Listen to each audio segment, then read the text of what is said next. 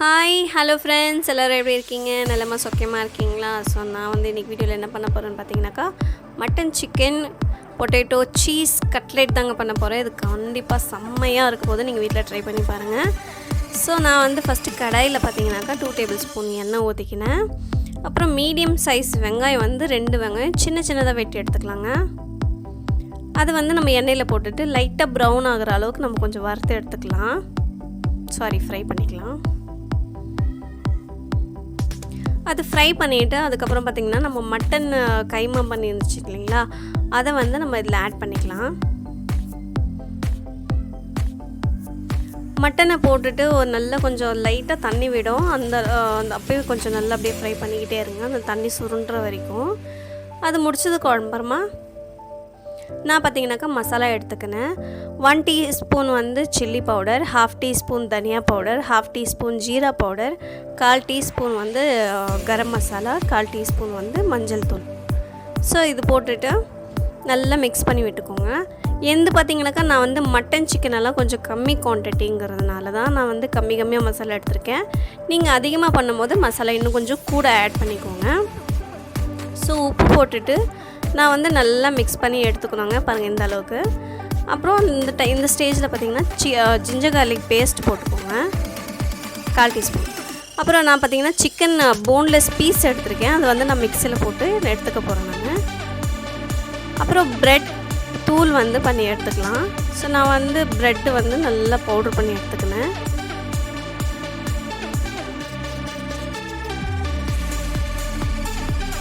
சிக்கனை வந்து நான் இப்போ வந்து மிக்சியில் போட்டுக்க போகிறேன். இந்த அளவுக்கு செப்பரேட்டாக நான் போட்டு எடுத்துக்கிறேங்க. அதில் வந்து நம்ம ஃப்ரை பண்ணி வச்ச அந்த மட்டன் மசாலாலாம் இருந்துச்சு இல்லைங்களா, அதை போட்டுக்கலாம். அப்புறம் பார்த்திங்கன்னா நான் ஒரு 2 பொட்டேட்டோ வந்து பாயில் பண்ணி எடுத்துக்கினேன். அதை ஸ்கின் அவுட் பண்ணிவிட்டு மேஷ் பண்ணி அதில் நான் போட்டுக்கினேன். போட்டுட்டு கொஞ்சம் கொத்தமல்லியும் போட்டுக்கோங்க.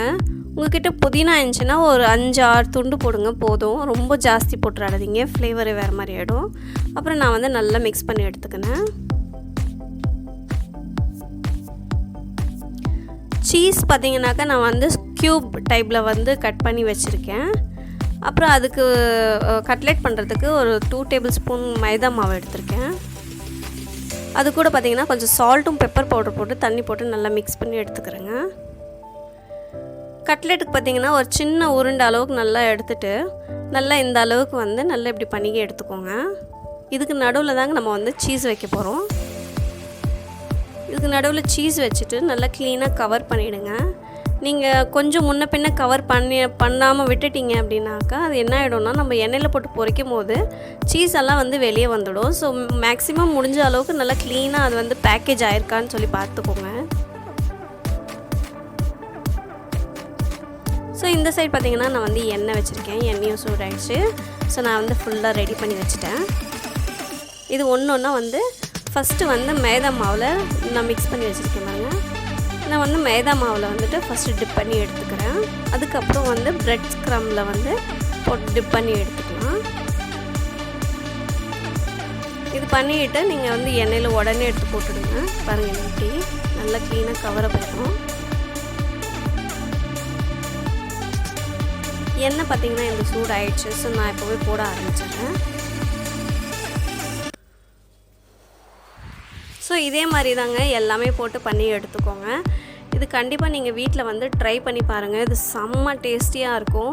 அதுவும் நீங்கள் வந்து டொமேட்டோ சாஸு, மியோனி சாஸஸு, அப்புறம் புதினா சட்னி கூடலாம் வச்சு சாப்பிட்டீங்கன்னாக்கா செம்மையாக இருக்கும். கண்டிப்பாக நீங்கள் வந்து வீட்டில் ட்ரை பண்ணி பாருங்கள். ட்ரை பண்ணி பார்த்துட்டு கமெண்ட் செக்ஷனில் எனக்கு எப்படி இருந்துச்சுன்னு சொல்லிட்டு எனக்கு கமெண்ட் பண்ணுங்கள்.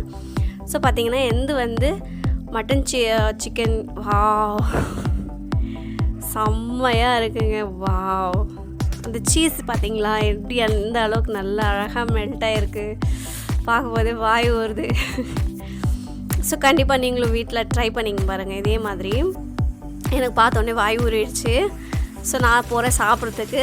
ஸோ என் வீடியோ உங்களுக்கு பிடிச்சிருந்தா என் சேனலுக்கு சப்ஸ்கிரைப் பண்ணிக்கோங்க. சப்ஸ்கிரைப் பண்ணிவிட்டு அப்படியே பெல் பட்டனை தட்டி விட்டிங்கன்னா நான் போடுற ஒரு வீடியோ உங்களுக்கு நோட்டிஃபிகேஷன் வந்துகிட்டே இருக்கும். So see you then, tata, bye bye. நான் அடுத்த புது வீடியோவில் உங்களை புது ரெசிபியோடு சந்திக்கிறேன். So see you then, bye.